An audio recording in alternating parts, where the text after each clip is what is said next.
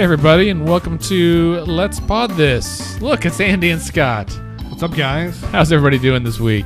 We are live in Technicolor and stereo. Indeed. Right? It's fancy. Scott, it's good to see you. Hey, man, you too. It's been a long week. It has been. It's been a long week. A lot has gone on. We have. I feel like we could talk about a whole lot of things this week. We've tried to narrow it down to the most important, but we could certainly we could get into a lot should we choose to, and should we drink enough whiskey. Well, that's always the case. It's always possible. I've actually switched to wine this evening. So tonight is really the second week we're recording in studio, and so we had a little bit of a pod party, a pod pizza party. Look at that. It's alliteration right there, folks. It was a bit of a board-only event tonight because we want to thank our board president, Nicole, for donating this generous space. And we look forward to having more people in this office. This allows us to not be in your upstairs room and to have some better guests that can join us. It was fine with me, but I think... hey, hats off to your lovely wife for letting us intrude on her house. As she said earlier this evening... I have probably seen her in her pajamas more often than she cares to admit. Yes. Not in an awkward way. Usually she's on the couch, but, and it's Friday afternoon and your husband's friend shows up to record a podcast. You'd like to maybe just move on with your weekend. No, I mean, we loved hosting the show at the house and Ashley loved having us there. I think the breaking point, though, was when I was saying, hey, this person who's running for this major statewide office. We had a lot of candidates in the upper room, and we had some great conversations, great experiences. But if it was my house, I'm sure that my spouse would also appreciate not doing that. Well, and much as I love Juno, she can't make her customary guest appearance while we're here in Studio 340. 430. Studio 430. I'm still learning the name. We'll get some kind of new graphic back here, but we do have a new sign. And last week, if you watched the podcast, if you listened to it, you heard us talk about it. If you watched it, we have a "Let's Pod This" sign behind us, and I had just some Scotch tape, and it fell. There's a few dents in the border. Brought the gaff tape this week. I have some actual 3M nice. command adhesive to really command it to stay. Command strips, get it done. Yeah, indeed. So, Scott, well, let's... should we get into it? Yeah, let's get into the news here. Beautiful. All right. Well, that sound means it's time for our weekly news roundup. We've got 4 articles for you this week. 2 of them are related, so it's kind of 3 topics, 4 articles. First up, from the good folks over at NonDoc. This is going to be really brief because this is a long article, but it's really interesting and it's worth your read. This is called "The District Courts and Others Seek Supplemental Appropriations." So first of all, what is a supplemental appropriation? What this means is that there are several Oklahoma agencies, departments that are asking the legislature for money above and beyond what they were appropriated this time last year to complete the FY19 fiscal year, right? So they're saying, hey, for whatever reason, we need more money. Whatever we were appropriated by the legislature last year is not going to get us through the end of the fiscal year. There is a House Bill 2737 that was heard this week, is a supplemental appropriation of $2.5 million to the court system. And it's kind of complicated, but essentially what this amounts to is that there was a pay raise that was given to employees of the judicial system in Oklahoma, and that pay raise went into effect earlier than was anticipated. And in fact, it went into effect so early that the court system has been actually holding off funding this pay raise for several months. But they have to do it. They're legally bound to honor this pay raise. And if they do that, they don't have enough money in their budget to make payroll and finish the fiscal year. So this does present an awkward situation. It's like, hey guys, BT dubs, you don't get paid. Right. And this actually, it happened because in November 17, there was the recommendation that there was this 6% pay raise that was supposed to happen in 2013. It's been delayed for a long time. But then in June of last year, one of the judges for the Court of Criminal Appeals, Judge Lumpkin, requested an informal opinion from the Attorney General, basically saying like, hey, look at the law, and according to the law, when are we supposed to get this raise? And Attorney General Hunter said that like the raises have to be implemented this fiscal year. That is what that's the justification for this $2.5 million dollars in supplemental appropriations. So it's interesting just because it's an interesting example of process. Two, it is sparking some changes in how departments and agencies are going to be required moving forward to notify the legislature of new kind of fiscal liabilities that they have. Right. And it's an interesting kind of look at how some of these appropriations work. It's an interesting look at how the justice system is funded. There's also another section about OMES, so which is the Office of Management Enterprise Services. The administrative wing of the state government. Yes, and they asked for $16 million for their Information Services Division. And then Career Tech asked for a supplemental appropriation as well. So head to NonDoc and check out that article. The title is just District Courts Seek Supplemental Appropriation, but it looks at all three of those agencies. Right. Next up, we've got a piece by the good folks at the Journal Record. So this is dealing with this is arguably the biggest news of the week. The OMES, which is it's not OMES, it's the Board of Equalization, excuse me. Mm-hmm. The Board of Equalization met this week, which is the governor, the lieutenant governor, the state treasurer, and Finance secretary is like 5 or 6 people. Yeah. And they are the ones the money folks. The money folks. They certify the revenue estimate. So this is the group of people that tells the legislature how much money they have to appropriate for the upcoming fiscal year. Mm-hmm, mm-hmm. This is that number that if you've been listening to our show or watching other news sources, everybody's been throwing around this number of $615 million, but saying it's probably going to be lower because of changes in energy prices, but no one knows how much. Well, we now know. So it's now 615 minus 37.8 million. So it's about 500. It's like $575 million, give or take. So, okay, say that again. So we are going to have 575-ish million dollars more this year than we did last year, right? Yes. So like we'll have more than that. We got to spend some, but we're going to, the raise we're going to feel is that we're going to have roughly $575 million more than we did last year. Right. So one way to think about this is when the legislature is looking at the budget, really you've got 3 options. So you can have the same budget that you held last year. So that's holding everyone flat. Mm-hmm. You can cut because you have less money to spend than you did the year before, right. Or you can appropriate more. One thing, if you're a new listener, you may be saying, well, why do they have to have this number before they can set the budget? Why can't they just, deficit finance or sell bonds or these sorts of things? So can't do debt. State can't do debt. That's right. Oklahoma is required by law in our Constitution to run. We have to have a balanced budget. So the legislature. I'm sorry to cut you off, but I feel like that is one of those things where it's like, we do a lot of stupid things around here, and this is one that's not so stupid. It depends, actually. Well, yes, I would tell you my business school professors would tell you that taking on debt is a strategic effort many times, especially for things like bonds. Although, how do they do? They can do bonds for transportation, right? Yeah, so they can do bonds for certain things, but they can't deficit finance the way that the regular operation. It's got to be like concrete things for a project. I think it's very limited in what they can do. Right. Well, and I'll be honest, like in the grand scheme of things, this is probably a good rule, right? Like, because we haven't been great about managing our budget. I think that's fair, and I think that certainly a lot of legislators would agree with you. All right. But all that to say, so the revised revenue estimate came out this week, and it's $575 million.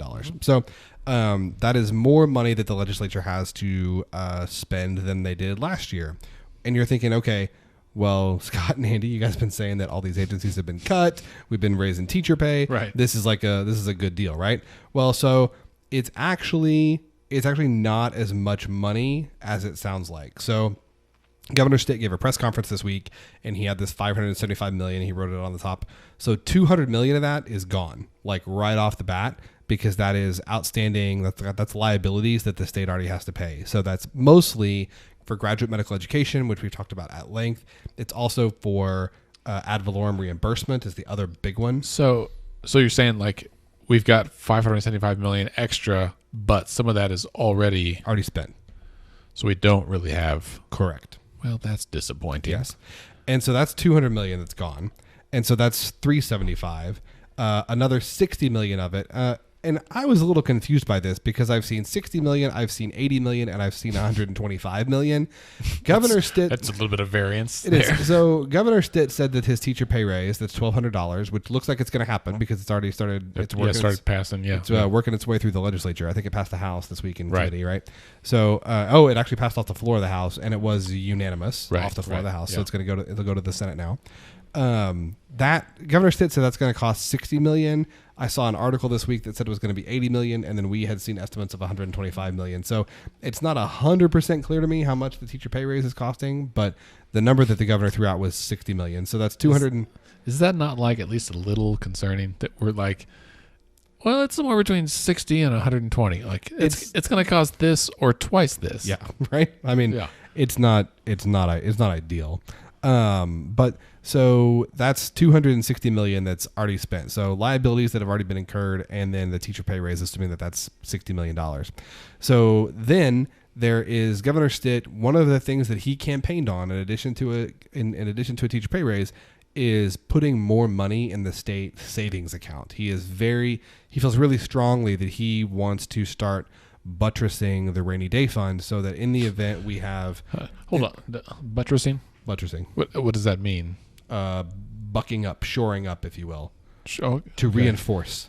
Ooh, that's a better definition. Because like a buttress is like a reinforced wall of sorts, or like a flying buttress, if you will.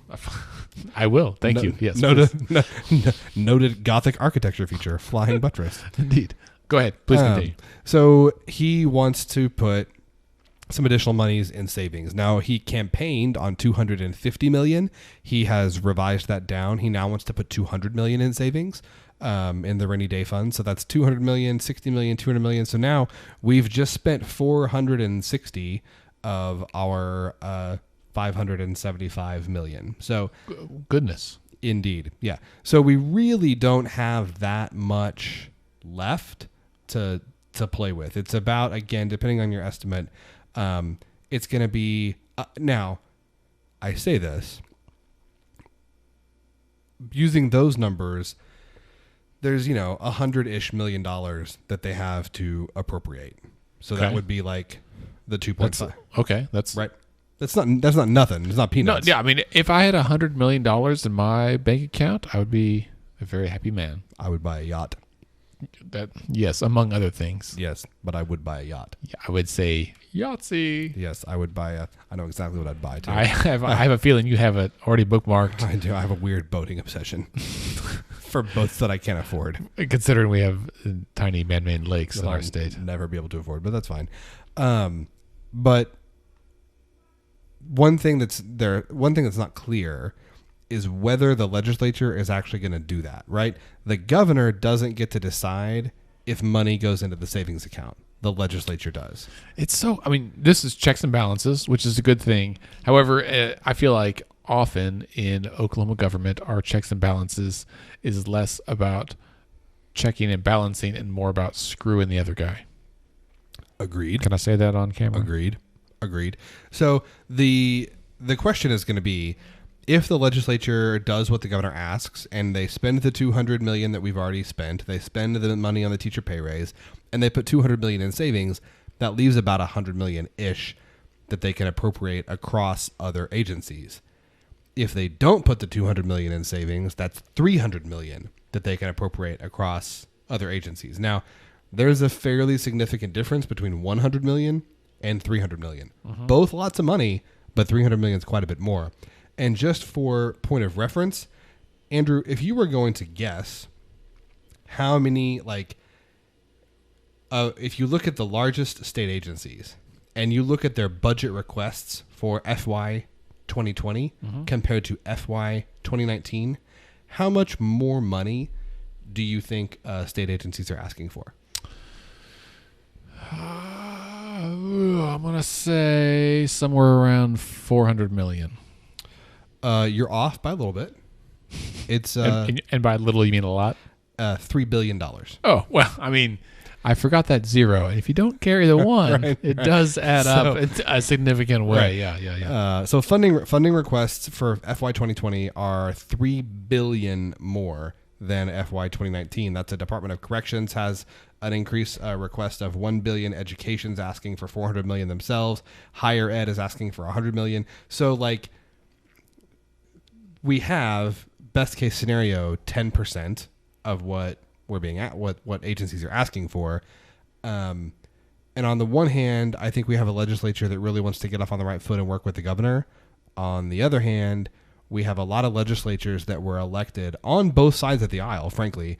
A lot of legislators that were elected on the express idea that we have been cutting and underfunding our state agencies for too long. Right. And I don't know how much appetite there is going to be to stick $200 million in the bank when that's $200 million that we could use to offset some of the cuts we've made for the last 10 years. Did we talk about this last week? I feel like if it wasn't last week, we have recently, because I think this is the quintessential struggle, right? That Oklahoma faces, that many Oklahomans face, that we can't afford to save, but we also can't afford to spend. And we're in this quagmire, right? That I've personally been in a situation where like, I know I got to buy tires in the next couple of years, right? For my car. And so I should save money for those tires every month. Or I could go to brunch at Cafe Cacao tomorrow. And like that is the or I mean that's a facetious joke, but like I would say yes, your point is right, but I would say that the state that we're in Oklahoma is you have to buy tires in 2 years and you need to save for that, but you don't know, but it's possible that next week you may have to replace your water heater. Right. Well, and so probably a better example is that I know I need to save to have an emergency fund should I lose my job, right? Most financial experts recommend that you have 3 to 6 months of bills saved up so that if you lost your job, you could pay bills for a few months while you look for a new job. So I should have an emergency fund like that, but I also need to buy tires. And like, you can't not buy tires, right? Like that's pretty urgent. I don't need them today, but like I'm going to need them soon. And so like, and you don't want to wait until you have to have them to buy them. Right. Because the other option is I wait until I have a blowout and then I buy tires. Been there, but like 4 times. Have you really? Have you had a blowout while you're driving? No, I have never had a blowout. I have had no less than 3 or 4 times where I have like actively had you're running on a flat tire. I started off the road trip with like 4 fine tires and like halfway there had a flat. Man, that's never happened to me. One the closest I ever got. One time I was going to leave to drive home to Austin, and when I was in college, it's like a Chevy pickup. And before I went, I was getting my car washed, and I was in the one of those drive-through car wash things, like the up by Pet Boys on Expressway. Yeah. And you have to Pet Boys. You have to Manny, Mo, and Jack. You have to that's an old reference. Right there. They're still around. Maybe they'll sponsor the podcast. The Pet Boys is still around. A Pepcast. Yeah. It's out in Bethany area out there. And so I was going in. You have to put your tire in the groove, right, to guide you in.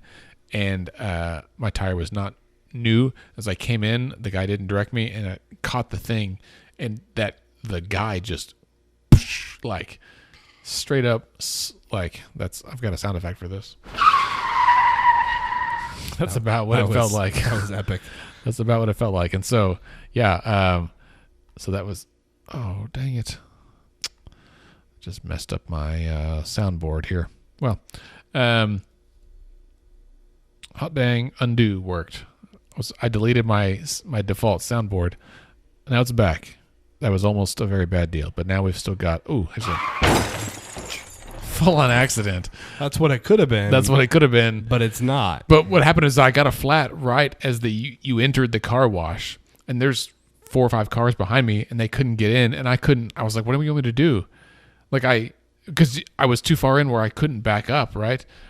But I had a flat tire, and so they literally had to shut down the car wash for about 30 minutes while I ran to Pet Boys. That sucks. Got them to like get a spare, come over, jack You up my like car. rolled the spare back over. Yeah, like we brought it over and like jacked up my truck in the lane, put the spare on, lowered it, went through the car wash, and then and I was like, "You guys owe me for the spare." And they're like, "It's not our fault." And I was like, "The hell it's not, man! Like, you drove me up on this metal blade and it pierced my tire, and it cost me $75, and they gave me like $35." And I was like, "Listen, that."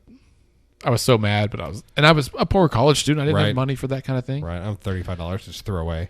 But that's the debate that we're going to see in the legislature over the next few weeks. Is I think that's going to be I mean, we'll see. It'll depend how hard the governor pushes the legislature and how hard, if at all, they push back. But well, we haven't really.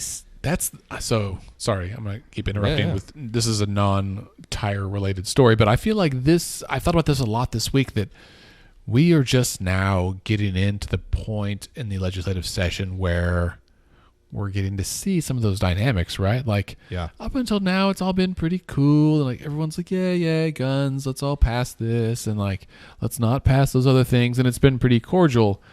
But at some point, we're going to get to the point where, like, I mean, we've seen, like, the House has passed some things, and the Senate's saying, no, we don't have any interest in that. Right. And there's going to be some things that the governor said he wants that the legislature, one chamber or the other, is not going to be a fan of. Well, I think one thing that's tough is that, especially because Governor Stitt, for all of his, skills and experience in the private sector, is new to politics. Right. And so I think from the governor's perspective, he's thinking, I don't know what the hell you guys are talking about, but like, I was elected, I won by 15 points. The people voted for me. Like, this is what I want to do. But I think that one of the things, and this, maybe but he can't make them. Right. Well, that's the thing, is we could be, well, and so that's one of the things. One of the things that the governor ran on was like, you create the culture, and then you provide the expectation, and then you lead people, and that works really well when the people in question work for you. When they have right. When you can just fire them. Right. But the legislature doesn't work. Yeah. The legislature doesn't work for you. Like, that's funny. And so the question is going to be, because I think there are legislators on both sides of the aisle who are going to say, hey man, it's great that you ran on putting all this extra money in the rainy day fund and people voted for you, but I ran on restoring funding to this agency that my constituents care about, and they all voted for me. So, and we appropriate the dollars. Right. So, suck it, Trebek. Now they may not say that. Like, they may say, oh, this is what the governor wants, this is what we're going to do. I honestly don't know what's going to happen, but some of the quotes I've seen and some of the rumblings that I've heard are that the legislature is not really they don't really have an appetite to put a bunch of money in savings when they have new money to appropriate for the first time in like 10 years. Right. So we had talked about that before. I brought it up again this week because every time we talked about it up till now, it's been kind of hypothetical, because there was a very real fear that revised revenue projection wasn't going to be $575 million. It was going to be $350 million. And so so it'd be a moot point. Yeah, so I think on the whole, I mean, the state has ended up in a pretty good spot, right? Now, that's not to say that there's always stuff going on with OPEC and Saudi Arabia, and there's a chance that they could do something with the price of oil that really screws over our state, and I mean, they could drop it to $35 a barrel, and then we're screwed, right? Like, then we're. It depends on who they want to go to war with. If they want to go to war with. If they want to go to war with, very pleasant topic to think about. Well, but I mean, like, not war like bang bang, not like fighting war. I mean, like pew pew pew pew. Who, like, if you're talking about OPEC, who is OPEC trying to hurt? Are they trying to hurt American companies? Because if they're trying to hurt American companies, then they could turn up their supply so that the price drops. But if they're trying to hurt American consumers, they turn down their supply, so that the price goes up, which is actually really good for Oklahoma companies, the Oklahoma budget, right? For the state. I mean, the rest of us pay more at the pump. Right. So one more topic on our news roundup, and this is these are two articles that are related. One from News OK, one from Oklahoma Watch. So this is a follow up from last week. Yes. So the first one, we're going to start with Oklahoma Watch. So you may recall that in the fall on one of our episodes we talked about how the ethics commission, had proposed some rules, and they had said that there should be a 2-year cooling off period for former legislators before they're allowed to become registered lobbyists. There was some outcry from some outgoing legislators that this was just ridiculous and that the Ethics Commission has no business or right to determine what private citizens do on their own free time or how they earn their living. And in fact, it's interesting now that 3 of those folks are registered lobbyists. well, yeah, there's more than that, I would say, but This article highlights 3 former representatives Pat Ownby, Josh Cockcroft, and Bobby Cleveland. Josh Cockcroft was term limited and left last year. Was he term limited, or did he elect not to run? I feel like he elected not to run. I think he had served 8 years and elected not to run for that's. I think you're right. Bobby Cleveland lost in his primary, and Pat Ownby. Why did Ownby leave? Did he lose or did he? I do not recall. But all that to say, they are all 3 now registered lobbyists. Representative Cockcroft is now lobbying for the Oklahoma Association of Realtors. Mm-hmm. Representative Ownby of Ardmore is now employed by Gap Consulting and registered to lobby on behalf of the Oklahoma Board of Nursing, the Oklahoma Banking Department, the Oklahoma Department of Consumer Credit, the Independent Finance Institute, the Community Bankers Association of Oklahoma, Oklahoma Energy Producers Alliance, Association of Professional Oklahoma Educators, the John and Don Brock Foundation, and the Oklahoma Pharmacists Association. Interesting. That's Representative Ownby. That's all the groups on whose behalf he is working. Right. So I will say, I have over the last couple of years met a few people who are like contract lobbyists, which sounds bad. It sounds like a contract killer, and that's not exactly a fair assessment, right? So typically, contract lobbyists work on behalf of several customers, several clients, right? So Scott, for you, it's not that much different than like you having multiple patients, right? Like you're not just the doctor for Jim Bob, you're the doctor for all your patients, right? And that's kind of the way this works too. So these are all your clients, or it's like someone having an agent, and that it's not just, you're not just the agent for one person, you're the agent for several sports, something. Yeah, I just think it's just interesting to me that when you just left the legislature, it does raise some eyebrows. Right. And my issue is and I shouldn't even say my issue. I think the issue that the Ethics Commission had and that the issue folks in the public have, there's nothing wrong with being a lobbyist. Lobbyists, they get a bad rap. We've talked about it at length on the show that lobbyists actually serve an important function and do some valuable work. But there is a reasonable question to ask, should you be allowed to do that immediately, when you leave? Right. Well, I think especially when it's that many organizations, when they're all those, the nurses, there's several medical things there. We've got a number of medical bills that are working their way through the legislature this year.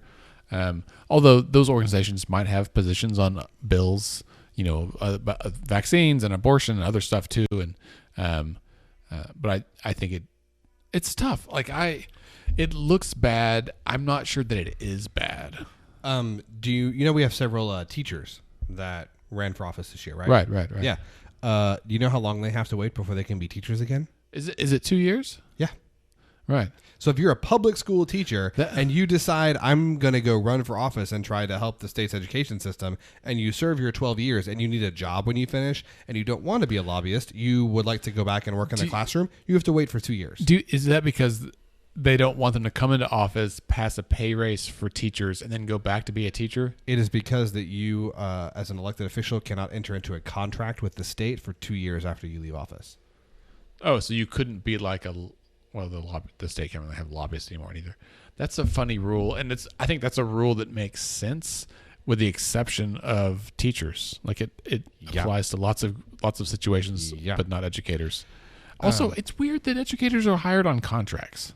Yes, we need to talk to Stephanie Hinton from Passing Notes, our podcast, and we need to do a teacher episode here. Totally. Because that's something that we've talked about doing a cross episode with her, actually. We should make that happen next couple of weeks. That's something there's a lot about education policy that I I'm just learning. It's super complicated. Well, and Amy Curran with Generation Citizen, and I'm on their board as well. And I will say that she and I have been talking about doing a podcast about some education stuff, like everything about how to request an IEP, how to attend an IEP, how to talk, how to advocate for your child, how to do a lot of things that I think that we as parents are expected that we should know.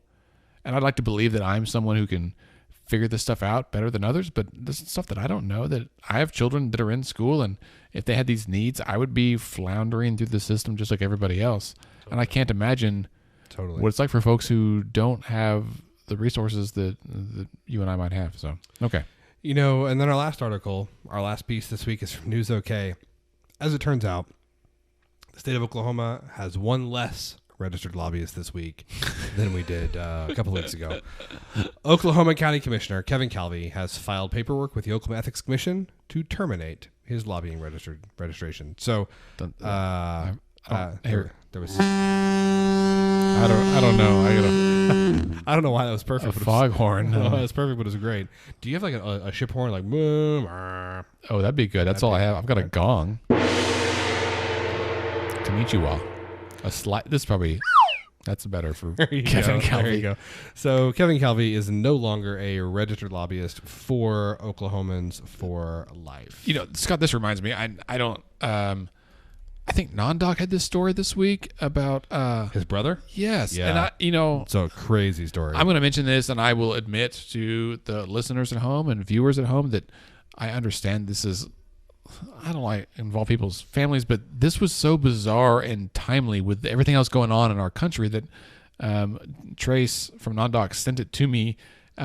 So Kevin Calvi's brother Michael is founded a company called Bering Vostok, and it's some kind of investment firm, Bering Vostok Capital Partners, and Michael Calvi, Kevin Calvi's brother, is in prison now in Russia, right?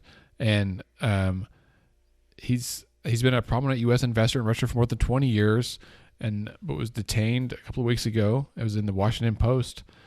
He denied the charges, but yeah, it's a major national story, and it's becoming a bigger national story because apparently, according to, it was either in the New York Times or the Post today.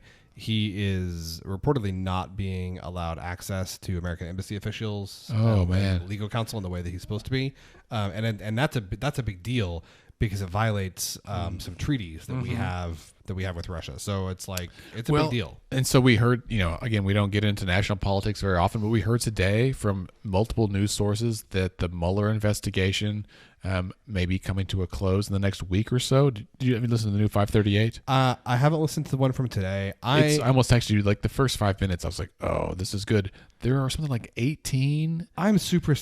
Maybe Mueller will file his report next week. I have learned that whatever people say Robert Mueller is going to do, it's not the case. He usually does the opposite. Right. They cite some like reputable sources on why they think this way. I guess CNN is basically had a stakeout on this deal. CNN's reporting it. Several of his attorneys have gone back to their old job. There's people that are carrying. Yeah, the signs are there. The reports are not unfounded. But there's also several things that seem to be not wrapped up, most notably the Supreme Court case that he's involved in. So Mueller has a Supreme Court case with an undisclosed company about whether or not they have to cooperate with the investigation and submit certain records. And the case hasn't been ruled on yet, and no one knows who this company is. So that's bananas. Yeah, it's there's still a lot of stuff going on with. So they said with old Bob. Yeah. So on today, so today we're recording this on Friday the 22nd, right? So 8:41 p.m. Yes. So 538 said today that there's something like 18 in investigations. That are ongoing, into the Trump and his companies and all that stuff. And so that's not as many as Scott Pruitt, but it's not a small number. Well, they also said, going back to, let's say, to Nixon, right? Every president has had at least one special prosecutor situation like this, or special, whatever, Mueller's investigator, with the exception of Barack Obama. I was going to say, I don't think our most recent president did. Yeah, but I mean, like certainly Clinton did. Both the Bushes did. Carter did. I guess they looked in. There were some allegations that Jimmy Carter's peanut warehouse was like. I was hoping it had something to do with his peanuts. Yes. That's right. Jimmy Carter's nuts were under investigation. Oh, where's the rim shot? Yeah, that's. Oh man, I was not prepared for that. I wanted to make the joke. That's a missed opportunity. I sure did. But yeah, so there was a lot of. Hey. So, Andy, I heard. You know how bad this guy is, Andy. There's someone at the door, Rodney. I'm not sure. Oh, thank you. You got the reverence. Hello. So coming into the room here is board member Ava Doyle. Ava Doyle. Hello, Ava. Have a seat there at that chair. There's some headphones. Ava's going to hop on the podcast here and join us. Ava, we are discussing everything. We made a quick digression into discussing Robert Mueller and yeah, there we go. So Robert Mueller and his investigation, because Kevin Calvi's brother, Michael Calvi, is currently in prison in Russia, which is not.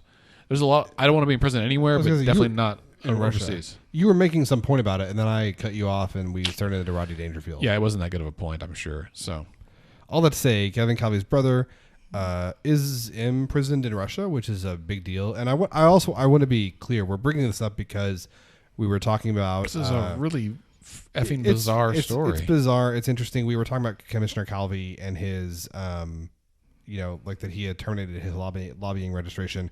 We want to be really clear. We are not inferring or making any assumptions at all about the veracity of the charges against his brother, right, or the Commissioner Calvi is involved in anything he shouldn't be. It's just an interesting coincidental story.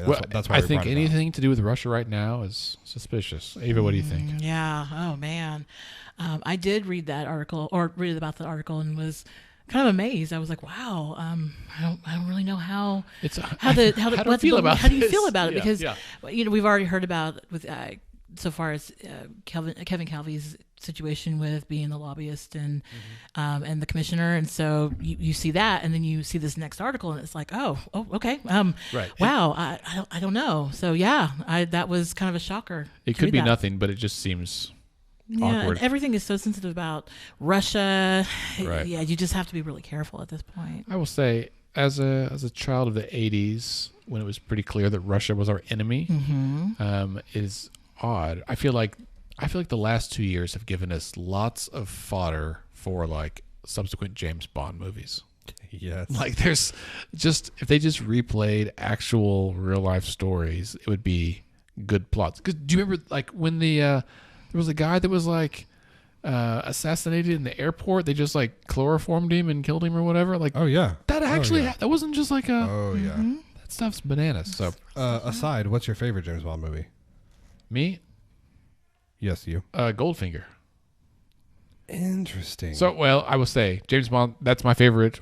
Probably my favorite overall. It's got all the things, right? Sean Connery and a nice car and all that. So you're like Sean Connery. Yeah, I'm a Connery fan. However, the new ones with Pierce Brosnan. No, not that guy. The new ones with Daniel Craig. Yeah, Daniel Craig. Yes. Yeah. So I think those are. I think he's fantastic, I think they are like significantly superior movies. And I love the Sean Connery ones, but I feel like the Daniel Craig movies are like objectively like better films. Yeah. What's the one that Adele did the song? Skyfall. Skyfall is probably my I have that on my favorite Blu-ray. I have that actually. I have it not on Blu-ray. I have it like digitally on my computer. I have watched that movie so many times. It's so good. I tried showing Katie and she was falling asleep. But it's first of all, Adele does a tremendous, and I love a good song. Like, so Goldfinger has Eartha Kitt singing Goldfinger, right? Like, it's just a nice classic. vibrato. The there. Man with the Midas touch. It's my Eartha Kitt impression, but it's such a great. It's just a great Sean Connery film. Like, he's smooth, he's charismatic, he's got a cool gun, a cool car, great Aston Martin. Skyfall has all the throwback to Goldfinger with the car and all that, and it gets into his like psyche. And the therapist in me loves that. So What's your favorite, Scott? So I think Casino Royale, like the Daniel Craig Casino Royale, the new one it's good. Is that the one where he's tied in the chair and they're like, yeah, oh god, that scene was brutal. So I love the Daniel Craig version of James Bond because, and I grew up watching the Sean Connery version and then the Pierce Brosnan movies, and they were good, but like by the time I got to Pierce Brosnan, it was not good except for GoldenEye because of the N64 game, right? Like they were. David knows. Oh yes, I do. Do not get me started on that. I do. I mean, they were good to my like 12, 14-year-old self, right? Like you're right, they're not good movies, but the thing is. It's something happened with James Bond that is similar to what happened with Batman. Yes, Batman, the Dark Knight series, right? They became cartoonish, right? Like they became so unrealistic as to be caricatures. And what Christopher Nolan did with the Dark Knight series and what Daniel Craig, and there have been several people who have directed those movies, but what they did with this kind of reboot of James Bond was bring the character back to his roots, which is actually a very, very dark, very conflicted, not always very likable protagonist, right? Which I find just really fascinating. So for me, it would be a tie between either Casino Royale or Skyfall. Yeah. Quantum of Solace, it's fine. No. It's fine. No. And then the use of the word quantum ruins it. Yeah. And then the very last one, the most recent one that Daniel Craig did, which is Spectre. I didn't see that one for a long, I wasn't avoiding it, but I was meaning to see it for a year and never had the time. And I don't know if it was because, I think it's because I love Skyfall so much. Right. And I hadn't seen Spectre for such a long time. I built it up in my head. Oh yeah. And I was let down. With the beginning of Spectre, where they have they're on the Dia de los Muertos, that parade, that scene was phenomenal. But the rest of the movie was agreed. That scene was maybe one of the best parts of the movie. Ava, what's your favorite James Bond movie? You guys are going to be mad at me because I haven't really sat and watched one. Well, it's okay. But we're not angry. I will say this, and I don't know, I may make people mad when I say this, but I'm one of those. I would love to see Idris Elba. Yes. Oh, I was going to ask you this. No, totally. Heart. Yes, I'm totally with you. And he'd be a fantastic Bond. Oh, yes. But he said he's not going to do it, right? That's nuts to me. I feel like he would be so great. He would. So handsome. And my wife is all about him.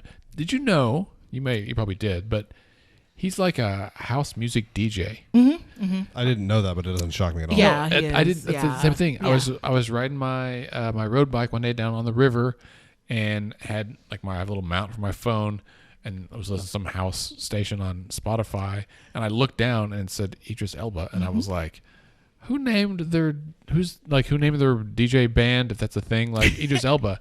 And then I was like, that looks like him. Idris Elba did. Right. And then that's exactly right. And I got home and I Googled it, and I was like, oh my God, this guy's so badass. He is, yes. This is fascinating, but to you, our dear listener, we do have a few other things to talk about. So shall we? We should. Yeah, we're close to the 44-minute mark here. Are we taking a quick break before we get into our kind of couple main issues, or are we getting right into it?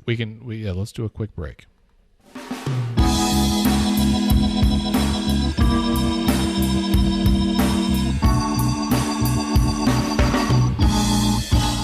All right, well, that was a super quick break. That was fast. Welcome back, everyone. We're here at Let's Pod This, and we're going to talk about the legislative recap from this week. So, for those of you that are not into committee process, don't turn it off. No. Get into committee process. Yes. Just grab a drink and settle in. All right. 4 things that we're going to kind of take a little bit of a closer look at here. In 15 minutes. In 15 minutes. So the first thing this week, as I'm sure will be shocking to no one, permitless carry advanced this week. It passed off the House floor. I will say I was at the Capitol yesterday for our monthly Capitol Day event, which was great. Ava was there. Thank you for showing up. Yes, I was. And we had a good turnout, but a bunch of UCO students, which was cool. It was wonderful. Were Very any of them wonderful. carrying without permits? None of them were carrying without permits. Some of them were not even Oklahoma residents, but they were. Some of them registered to vote because they're like, we talked about it. Like, oh, okay. Anyway, all that say, Moms Demand Action, which is the advocacy group that is against constitutional carry and other pro-gun control, I guess you would say. So they were there with their red T-shirts on, and they were definitely making their presence known. Yep. So I saw them there. And so it has passed off the House floor. I believe it passed out of Senate committee this week, and now needs to be on the Senate floor. It'll be heard next week. This is just, I mean, we'll see how it goes. We'll see what the legacy of this law is in 50 years. But I think they're going to pass it on Monday. Oh, they're going to pass it. I think it's going to happen on Monday. And the reason I say that is because it looks like this is going to be, for Governor Stitt, the first piece of legislation he signs into law in his term of governor. And I'm just wondering if, like, in 50 years, if that's like, his legacy. Yeah, I mean, if that's we'll see. But so permitless carry continues to advance. The next thing to talk about was JCAB. Doesn't it just make you happy saying JCAB? Like you just what does JCAB it's mean? that time of mean. What does that mean? So this is the Joint Committee on Appropriation and Budget. Now, so there's the House Budget and there's the House Committee on Appropriation and Budget. There's the Senate Appropriation Committee on Appropriation and Budget. There is the Joint Committee on Appropriation and Budget. Every year I have to look up the difference between the individual appropriations committees and then JCAB. And I always feel like I'm a little dumb and man, you'd think I'd remember. But then this week on the Twitter, I saw multiple journalists who follow the Capitol closely tweeting out hey, quick ref, can somebody remind me what the difference between JCAB and regular committee, appropriations budget committee is? So I feel less dumb that I have to talk about the difference. And we're not even going to get into that today because that can be it's a whole section, but it's it is. But this is early in the session to have JCAB meeting. Right. Very early. JCAB usually doesn't be meet more until the end. That's usually. That's April-ish is when you start seeing all the JCAB meetings. And even then just a few, and then the middle to end of May is just JCAB all the time. 2 years ago, Effie Craven, former board member, and I, it had been a long session. This might have been our first year, and there was a night where JCAB met till 11 or something. Yeah, stormy night. I remember. I got some really great photos of the Capitol. That. It's like a purple sky, and we took some insomnia cookies up to the Capitol press corps, and we showed up at the Capitol and met some other people, and both Effie and I got out of our cars, and we both have our Let's Fix This t-shirts on, but we hadn't discussed it. We just had texted about it, and it was funny. We both showed up, and we're like, oh, so you just hanging out at home in your Let's Fix This t-shirt like me? Okay. And both had shorts on. I do. And I know you do. Don't you have we've discussed this on the podcast. You have a couple, right? I have multiple Let's Fix This shirts. That's right. You wear yours to work out in, if I recall. Sometimes. Sometimes I fly in them. I have worn a Let's Fix This t-shirt down the street for the world to see in America, Canada, France, the Czech Republic, Austria. I think that's it. That's good enough. I wore mine in Washington, D.C. I take that shit all over the world. No one asked me what we were fixing in Washington, D.C., only here. But anyway, we took cookies to the Capitol Press Corps, and I remember standing on the fourth floor at the north end of the rotunda there where the press room is, and we were trying to find all the guys in the press room and ladies, and I remember seeing Joel Dean literally run by, and he was like, they moved it to some other room, and him and Dale Denwall ran off, and then they came back 5 minutes later, no, they canceled it. And it was one of those nights where it was it's in 407, it's in 421, it's in 309, and they just kept moving it, and there was no agenda, and it was just a bunch of shell bills. Well, it was sketchy, right?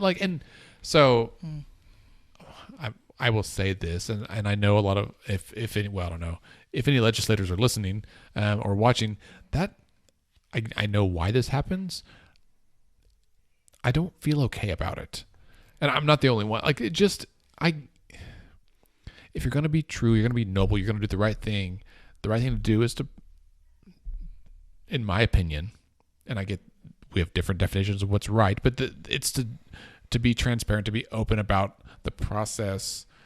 If for no other reason that the media can get to the room and cover it. There's no one else there at 10 o'clock at night besides the media and two yahoos in T-shirts delivering cookies. Totally. Anyway, I'm sorry I'm taking up our precious time with no, it's all cookie discussion. All I'd say, JCAB met for the first time this week, and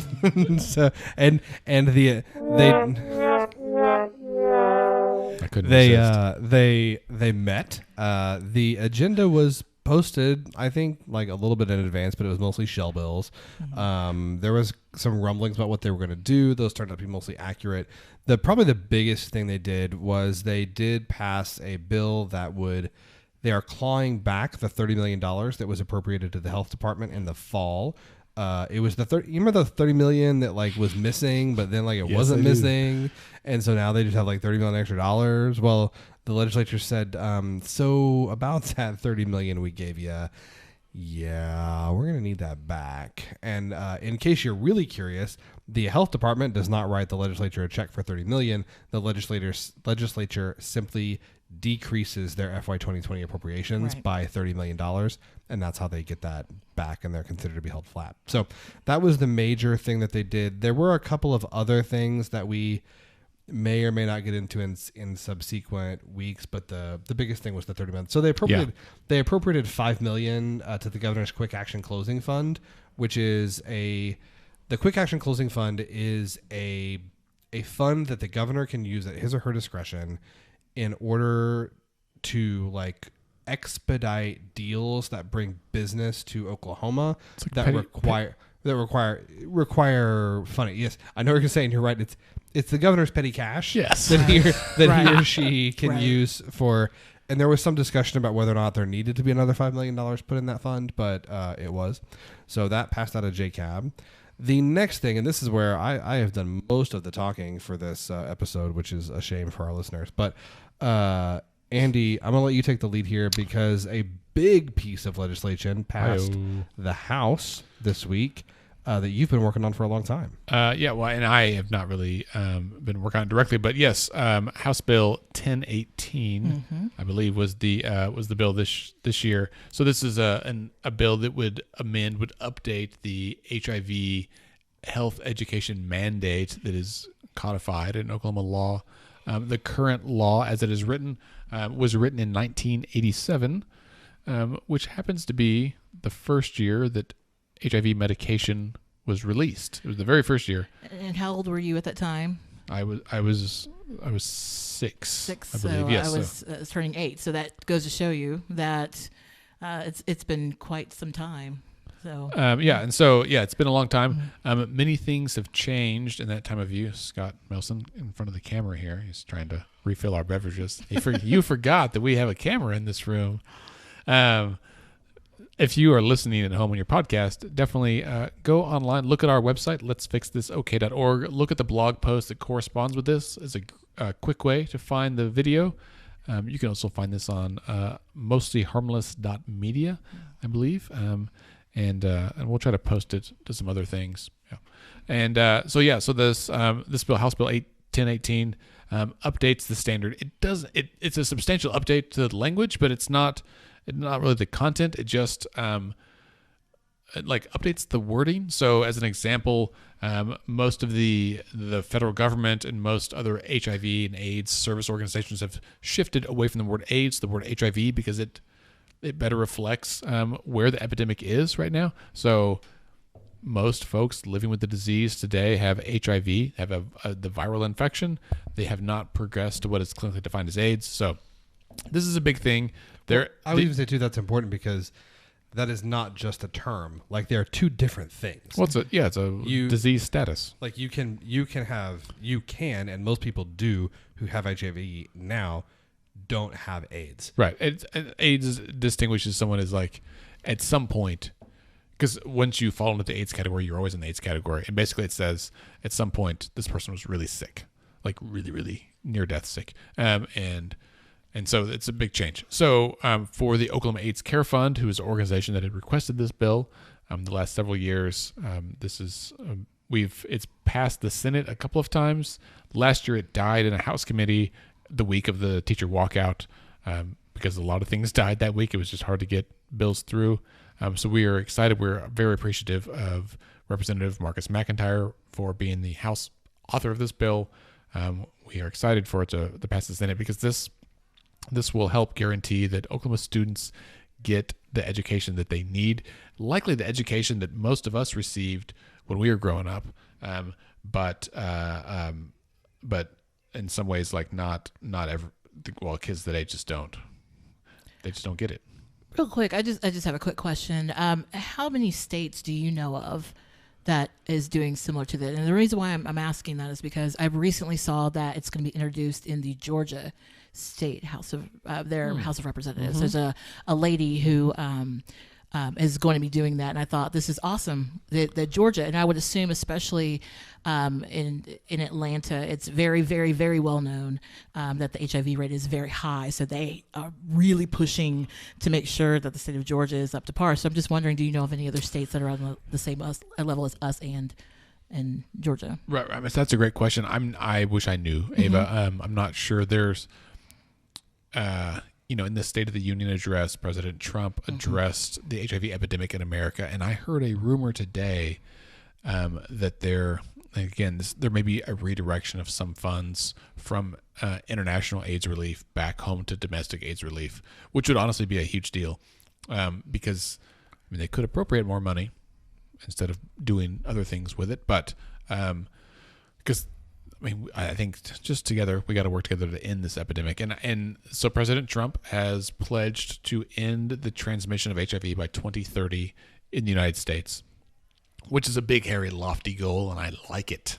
Wow. Because it is definitely possible. This week, for listeners, there was an NPR story on Morning Edition about HIV in rural America, or particularly in rural Oklahoma. In fact, Jackie Fortier from State Impact Oklahoma was the reporter that authored the story. I will say this is my first opportunity to be quoted in a national news publication, and I did use the phrase "douche with Mountain Dew," which I'm sure made my mother quite proud. If you're going to be ever quoted on NPR's Morning Edition, can't beat it. Be sure to use that turn of phrase. Can't beat douche with Mountain Dew. Mellow Yellow, Dr. Pepper, something. I'm going to start asking that in my in your H&Ps. My H&Ps. Have you ever douched with Mountain Dew? Dear golly. All right. So that's the HIV bill. That's a big deal. And that really leads us to our last point here, and we've got just a few minutes left. Medicaid expansion. Hey, yo. Hey, I've got some kind of sound effect for that, but that's all right. Maybe this one. We used that one a lot. So the deal is, listeners, I apologize. I got a new soundboard because we're using my laptop instead of the iPad now. And I've got more sound effects. It's true. But Andy's sound effects aside, this was a big week in Oklahoma. So there's been a lot of talk about Medicaid expansion for several years now. So in 2010, with the passage of 2009, with the passage of the Affordable Care Act, also known as Obamacare. If you've ever talked about Obamacare. 2009? Yeah, it was 2009. When did it go into effect, though? Not for a couple of years. But it was passed in 2009 because they did it before the 2010 elections. Well, so 2009 is when I started at my day job, and when the HIV field, but there was a couple of years of delay there, and I was thinking about that this week of how long it's been. Yeah. No, it's been 2009 with the passage of the ACA, Affordable Care Act, also known as Obamacare.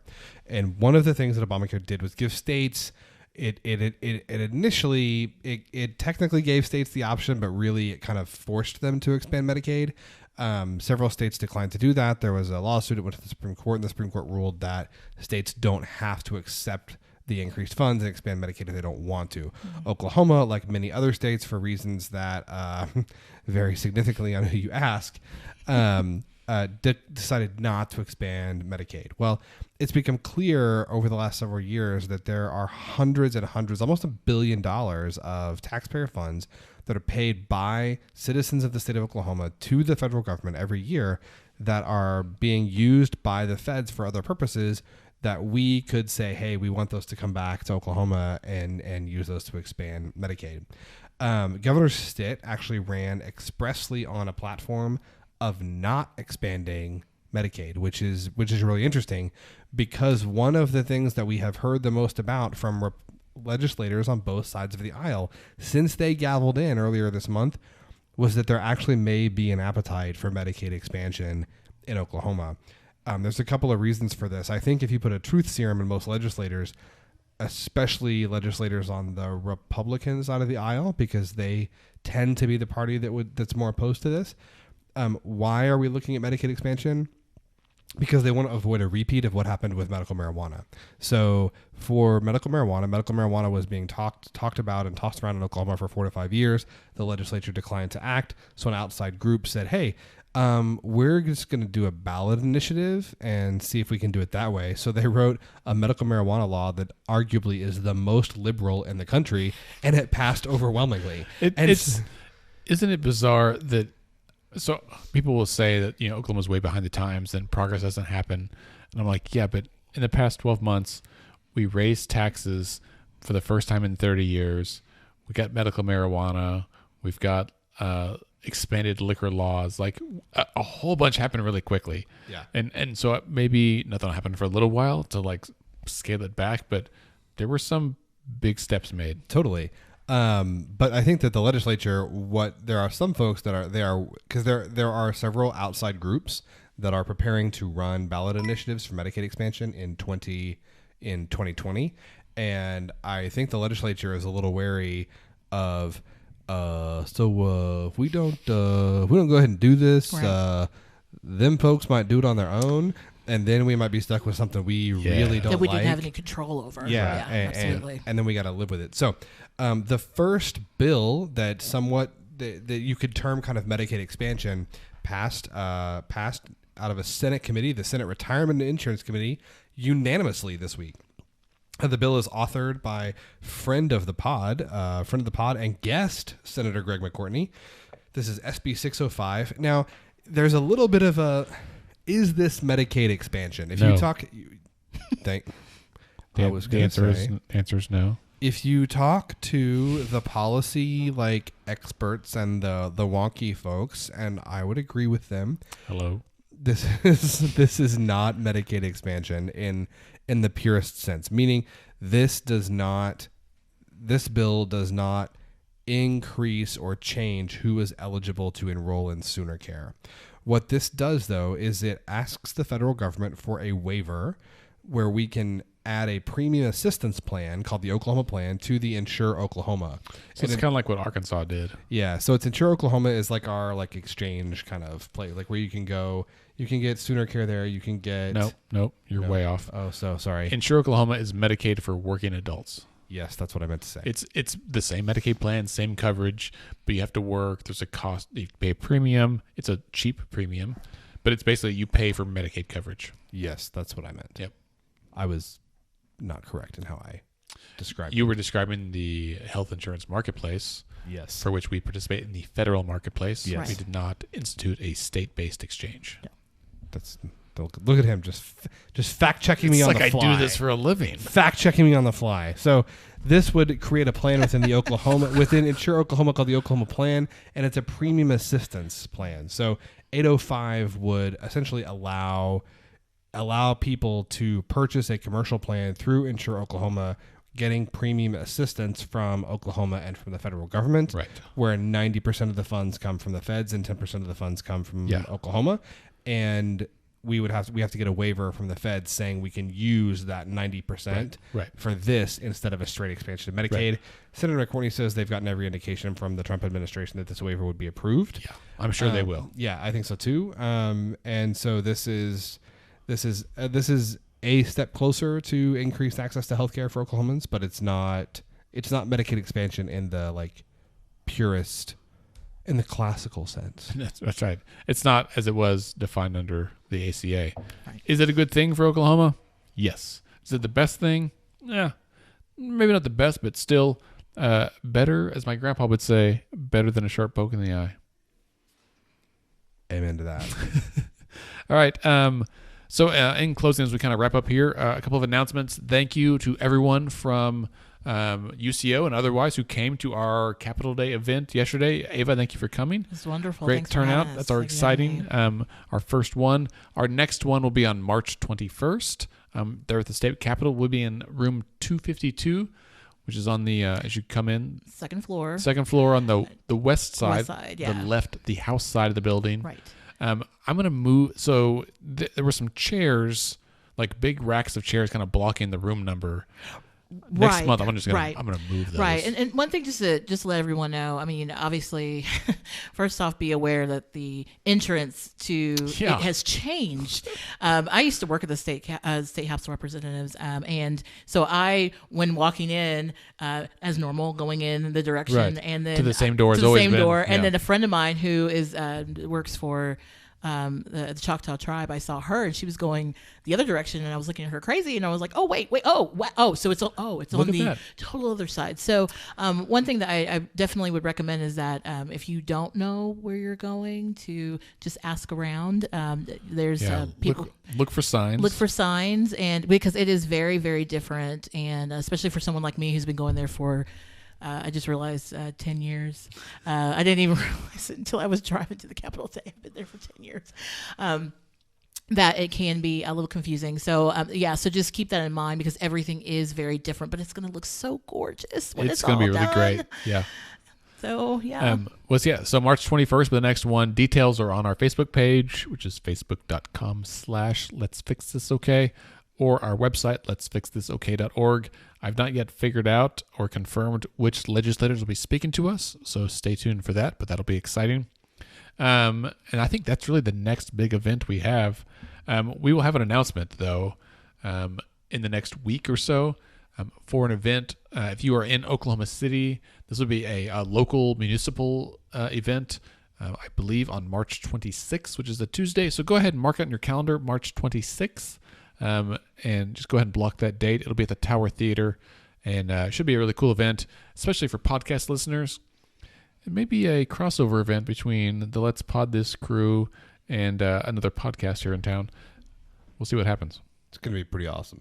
Yeah, we have like a tenth of a plan so far, but it'll come together as it always does. We have like a tenth of a plan when we start the show every week. That's very true. That's not true. We're working. That's not true. They have a way more organized than that. We're working on getting more prepared. We need to discuss this Slack situation, because I can't get it to open the way yours opens on your fancy iPad there. If you guys love Slack, tell Andy that you love Slack, because it's awesome. So I was Googling how to do a public Slack chat today, and it takes some coding that I don't have time or energy to do. So we'll figure it out, though.